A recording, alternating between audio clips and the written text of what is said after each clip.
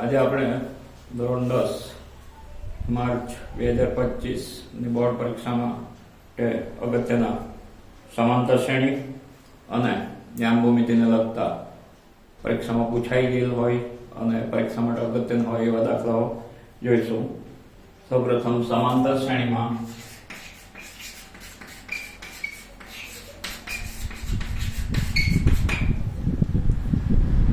A12 37 D3 આપેલ હોય તો A અને S12 શોધો. A અને S12 આપણે શોધવાનું છે. આપણે A12 12મું પદ આપી દીધું છે એટલે આપણે સૂત્ર મૂકીશું an બરાબર a વત્તા n minus 1 into d an a12 a plus n આવશે 12 ઓછા 1 d 3 આપવામાં આવેલું છે a12 37 a વત્તા 11 ગુણ્યા 3 37 બરાબર a વત્તા 33 37 ઓછા 33 બરાબર થશે a 33 આ તરફ આવશે તો માઇનસ જવાબ આવશે 4. આ આપણો પહેલો જવાબ છે. ફરી પાછા જોઈ લો an બરાબર a વત્તા n minus 1 into d an આપણને 12મું પદ આપેલું છે એટલે a12 a પ્લસ n ની જગ્યાએ 12 મૂકીશું 12 ઓછા 1 d ની કિંમત 3 આપેલી છે a12 37 a પ્લસ 12 ઓછા 1 10 11 ગુણ્યા 3 11 ગુણ્યા 3 33 આ 33 ને ડાબા તરફ લાવીશું એટલે 38 ઓછા 33 બરાબર a એટલે a ની કિંમત મળશે 4. હવે આપણે S12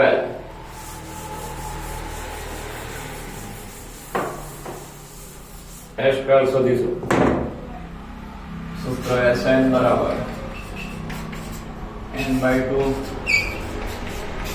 2a plus n minus 1 into d S12 n ની જગ્યા 12 a 4 d ની કિંમત છે 3 12 વાગ્યા 6 4 નો 8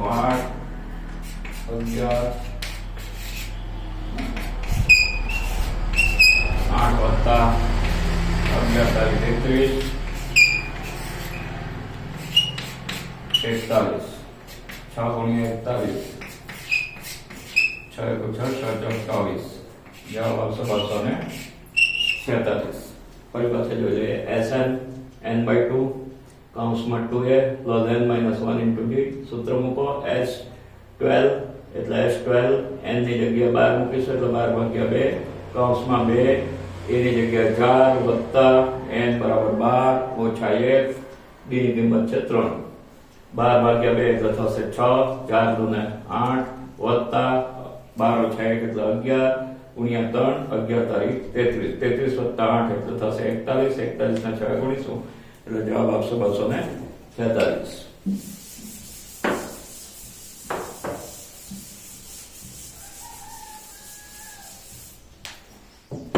હવે 2 ઓછા 5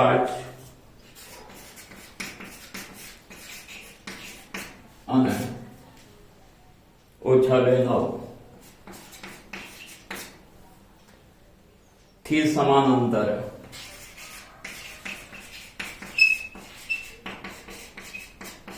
આવેલ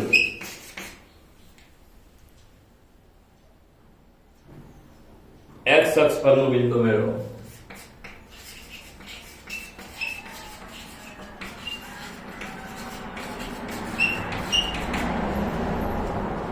યામ ભૂમિતિને લગતો દાખલો છે. x અક્ષ ઉપર બિંદુ આવેલો હોય તો એનો યામ થશે x0. જો બિંદુ y અક્ષ ઉપર આવેલો હોય તો એનો યામ થશે 0y. એટલે આપણે પહેલું વાક્ય લખીશું ધારો કે બિંદુ જે બિંદુ મેળવવાનું છે એને આપણે P લઈશું. x અક્ષ ઉપર આવેલું છે એટલે આપણે x x પર આવેલું બિંદુને આમ થશે x0, y અક્ષ પર આવેલું હોય તો આમ લખવાના 0 પર. બિંદુઓ A અને B C સમાન અંતરે આવેલ છે. પહેલું વાક્ય આવી રીતે લખવાનું કે ધારો કે બિંદુ P, જે બિંદુ શોધવાનું છે તેને આપણે નામ આપીશું P, x અક્ષ પર આવેલું હોવાથી x0, બિંદુ આપેલ બિંદુ A નામ આપીશું A અને B થી સમાન અંતરે આવેલું છે. therefore AP is equal to BP થશે સમાન અંતરે બે બિંદુ, માનો કે આ A બિંદુ, આ B બિંદુ અને સમાન અંતર આ P, એટલે AP is equal to BP. AP is equal to અંતર સૂત્ર મૂકીશું, BP માટે પણ અંતર સૂત્ર મૂકીશું, x2 - x1 નો વર્ગ વત્તા y2 - y1 નો વર્ગ. અહીંયા પણ x2 - x1 નો વર્ગ વત્તા y2 - y1 નો વર્ગ. AP તો અહીંયા આપણે a ના નામ લખીએ, a 2 - 5 અને P બિંદુને નામ છે x0. અહીંયા B ના નામ લખીએ BP એટલે -2 9 અને P ના નામ છે x0. બંને જગ્યાએ રીતે યામો લખી દેવાના. is equal to વર્ગમૂળમાં x2 એટલે x આવશે ઓછા x1 2 વર્ગ વત્તા y2 0 છે, ઓછા અને ઓછા એટલે આ થશે વત્તા. તેવી જ રીતે x માઇનસ અને માઇનસ છે તો પ્લસ, અહીંયા આવશે 0 - 9 નો વર્ગ. બંને બાજુ વર્ગમૂળ હોવાથી વર્ગમૂળને આપણે કાઢી નાખીશું અને વર્ગ કરીએ એટલે x નો વર્ગ ઓછા 2 નું 4x વત્તા 4 વત્તા 5 નો વર્ગ થશે 25 બરાબર. અહીંયા પણ x નો વર્ગ વત્તા 2 નું 4x વત્તા 2 નો વર્ગ થશે 4 અને ઓછા 9 નો વર્ગ થશે 81. હવે આપણે x2 અને x ને ડાબા હાથ તરફ લઈશું અને સંખ્યા જે છે એને જમણા હાથ તરફ. તે પહેલા આપણે સરવાળો કરી દઈએ તો x2 ઓછા 4x વત્તા 2 નો સરવાળો કરીએ તો 29, x2 વત્તા 4x વત્તા 85.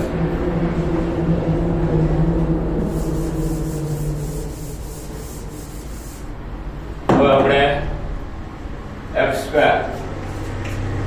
ઓછા 4x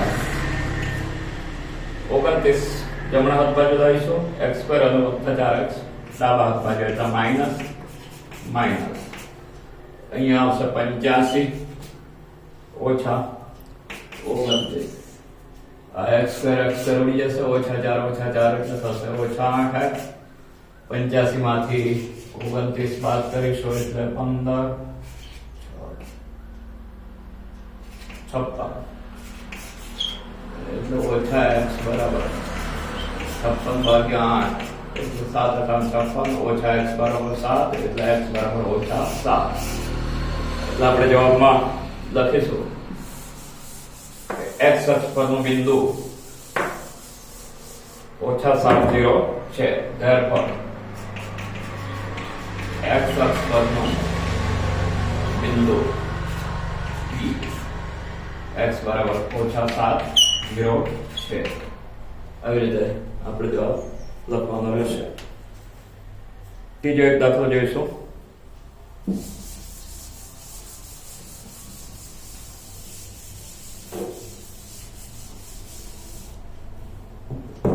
જો બિંદુઓ A 6 1 B 8 2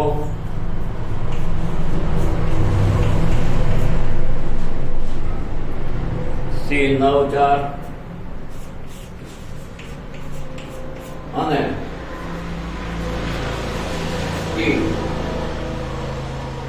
P3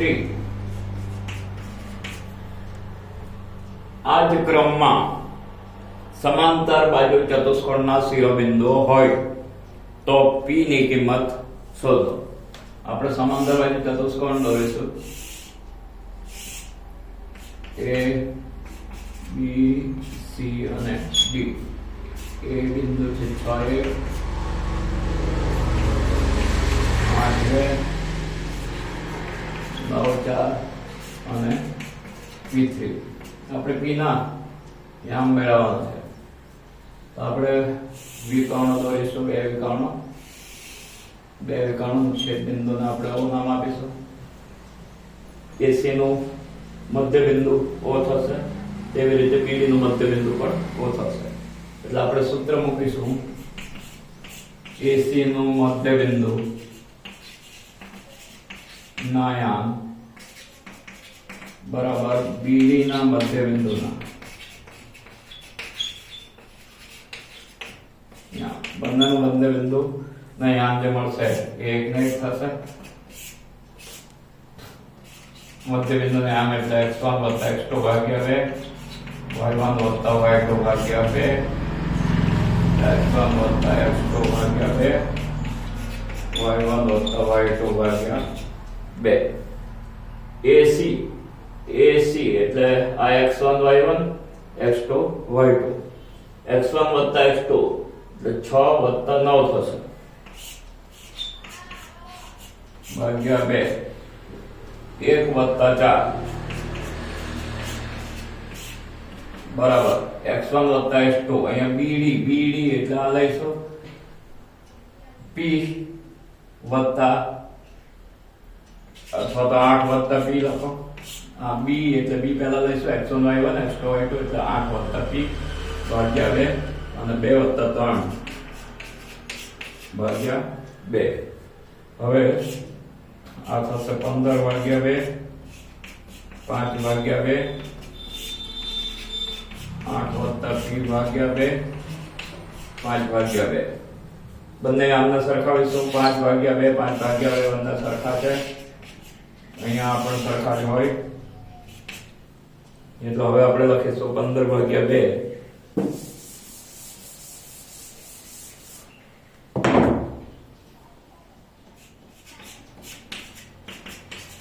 8 + P ભાગ્યા 2 આ બે ને આપણે આ તરફ લાવીશું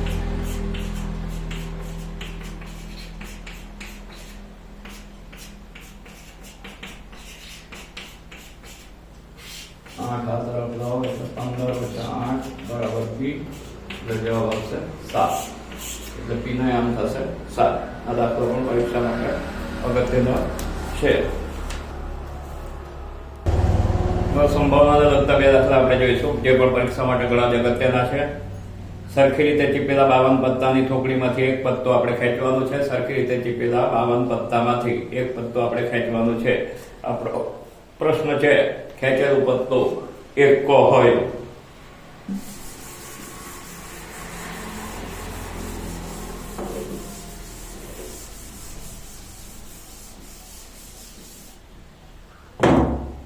આપણે લખીશું એક નંબર P એકો હોય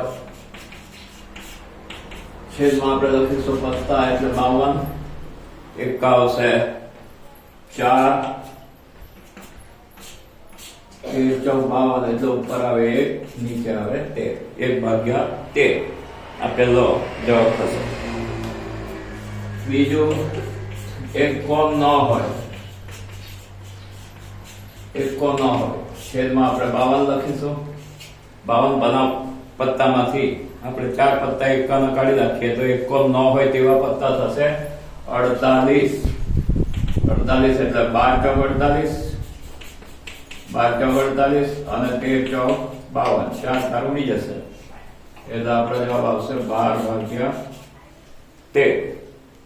ત્રીજું લાલ રંગનો એકો હોય P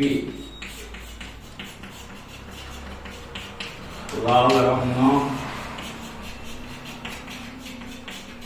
એકો હોય આપણે 52 પાના લાલ રંગના બે એકા થશે એટલે અહીંયા આવશે 2 ભાગ ઉડશે એટલે 26 1/26 આવી રીતે આપણે દાખલા પત્તાવાળા ગણી શકીએ P એકો હોય 52 લખવાનું છેદમાં 1000 આવશે 4 એટલે 13 × 52 એટલે ઉપર 1 નીચે 13 એકો ન હોય એકા સિવાય ના 48 પત્તા થશે એટલે 48 ભાગ્યા 52, 48 એટલે 5 ચોક 42, 13 ચોક 52, 4 ચોક બીજા એટલે 12 ભાગ્યા 13.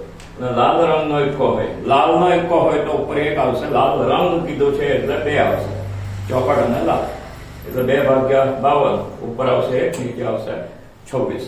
બીજો એક દાખલો સંભાવનાને લગતો.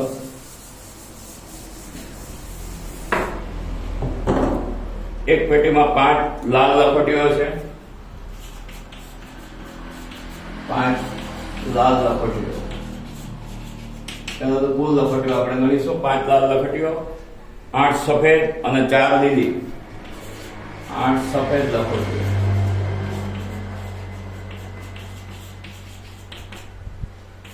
અને 4 લીલી લખોટીઓ.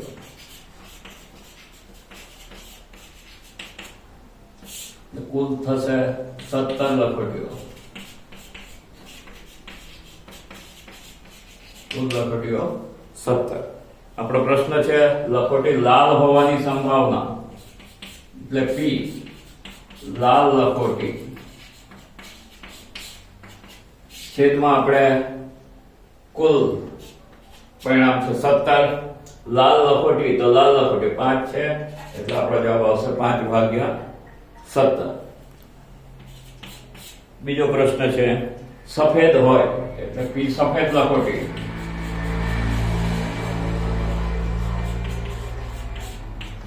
લખોટી કુલ લખોટી છે 17, સફેદ લખોટીઓ છે 8 એટલે આપણો જવાબ આવશે 8 ભાગ્યા 17. અને ત્રીજું છે P લીલી ન હોય, લીલી ન હોય એટલે લીલી સિવાયની, લીલી ન હોય કુલ લખોટી છે 17. હવે આ લીલી હોય લખ્યું હોત તો 4 ભાગ્યા 17 જવાબ આવતો, પણ લીલી ન હોય એટલે લીલી નથી એટલે આ 4 નથી, તે સિવાય 5 અને 8 એટલે 13 આવશે, એટલે આપણો જવાબ આવશે 13 ભાગ્યા 17. આવી રીતે આપણે સંભાવનાના દાખલા ગણી શકીએ.